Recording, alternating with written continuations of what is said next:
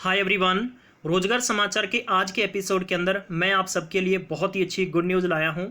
जितने भी कैंडिडेट्स जो भी इंतज़ार करते हैं कहीं ना कहीं हमारे लिए एक सरकारी नौकरी की अपडेट आ जाए, तो गाइस सबसे पहले मैं क्लियर कर दूं, ये रेगुलर वैकेंसीज रहेंगी, परमानेंट पोस्ट होगी आपकी।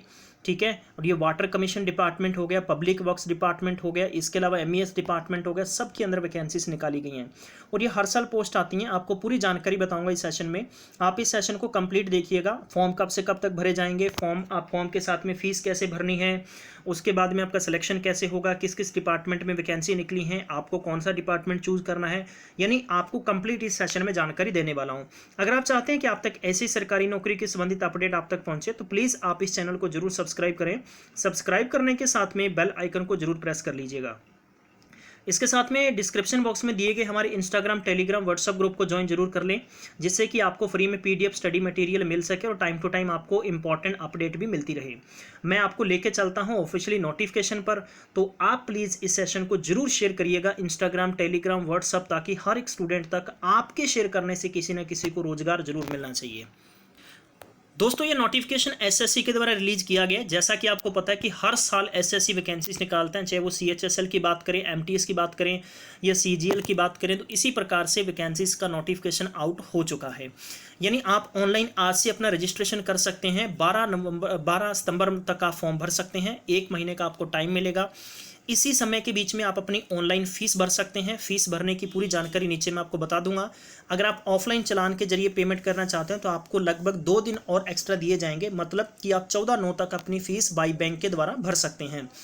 इसमें बताना चाहूँगा कि आपका यहाँ पर जो पेपर है वो कंप्यूटर यानी ऑनलाइन टेस्ट होगा। टेस्ट ए होगा, फिर टेस्ट 2 के बारे में जानकारी दी गई है।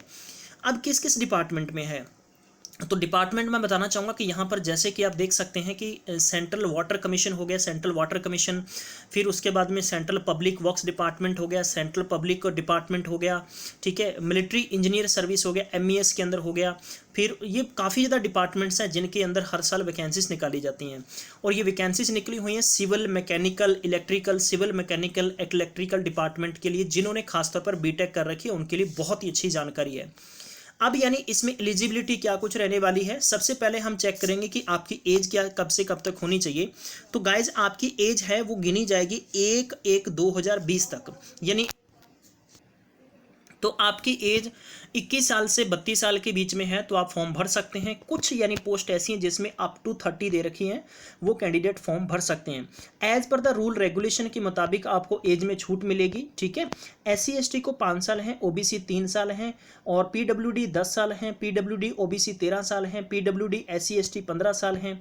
तो इन कैंडिडेट्स को एज में छूट दी जाएगी। राइट, अब मैं आपको और एलिजिबिलिटी चेक कराऊंगा कि आपके पास क्वालिफिकेशन क्या होनी चाहिए। मैंने फॉर्म की डेट बता दी है।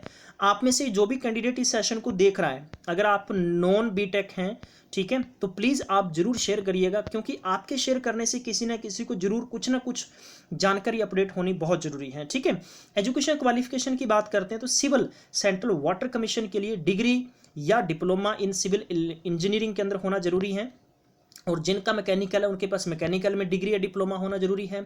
जिनकी इलेक्ट्रिकल है तो इलेक्ट्रिकल में होना जरूरी है। तो ये आपके लिए क्वालिफिकेशन रखी गई है। किसी प्रकार का कोई एक्सपीरियंस यहाँ पर कंसीडर नहीं किया गया है, मतलब कि आपके लिए मैंडेटरी नहीं किया गया है। अब यानी कुछ इसमें और हैं। एक सबसे बड़ी इंपॉर्टेंट चीज़ ये है, जिन कैंडिडेट्स ने यानी एक यूजीसी ओपन, ये यूजीसी के द्वारा एक रूल निकाला गया था, रेगुलेशन 2017, जिन्होंने ओपन डिस्टेंस लर्निंग एजुकेशन से डिग्री कर रखी है, बीटेक कर रखी है, तो उनकी डिग्री यहाँ पर मान्य नहीं होगी।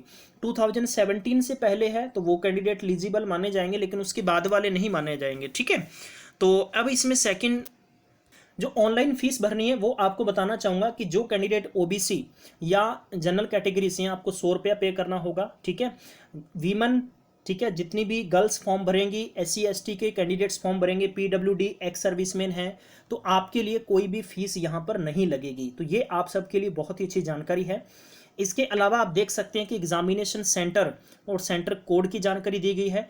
और उसके अलावा जैसे कि रीजन, जैसे बताना चाहूँगा कि सेंट्रल रीजन है, जैसे CR है तो बिहार और उत्तर प्रदेश आता है, ठीक है, तो उसके लिए सेंटर की यहाँ जानकारी दे दी गई है। और इसके अलावा जैसे कि ER है तो ER के लिए अंडमान निकोबार आइलैंड, ठीक है, और इसके अलावा झारखंड, उड़ीसा, सिक्किम, वेस्ट बंगाल आ गया है। तो वो कैंडिडेट्स प्लीज़ जरूर इस नोटिफिकेशन को रीड करिएगा, मैं आपको कमेंट बॉक्स में अटैच कर दूंगा या आप SSC की वेबसाइट पर जाकर देख सकते हैं। बहुत ज़्यादा कैंडिडेट्स, क्योंकि SSC की वेबसाइट मैक्सिमम टाइम तक बिजी होती है, जिससे उनको नोटिफिकेशन की जानकारी नहीं मिल पाती। पेपर 1 और 2 की बात बताना चाहूँगा कि पेपर 1 कंप्यूटर बेस होगा और पेपर 2 है जो आपका डिस्क्रिप्टिव टाइप होगा। पेपर 1 के अंदर आपको क्या कुछ आने वाला है, जनरल इंटेलिजेंस यानी रीजनिंग 50 क्वेश्चन 50 मार्क्स होंगे, जनरल अवेयरनेस 50 क्वेश्चन 50 मार्क्स आएगा।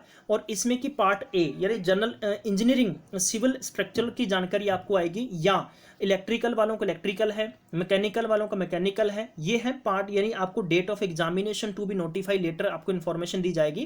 तो ये आपका पेपर में सिलेबस होगा, 2 घंटे का आपको टाइम मिलेगा, ठीक है।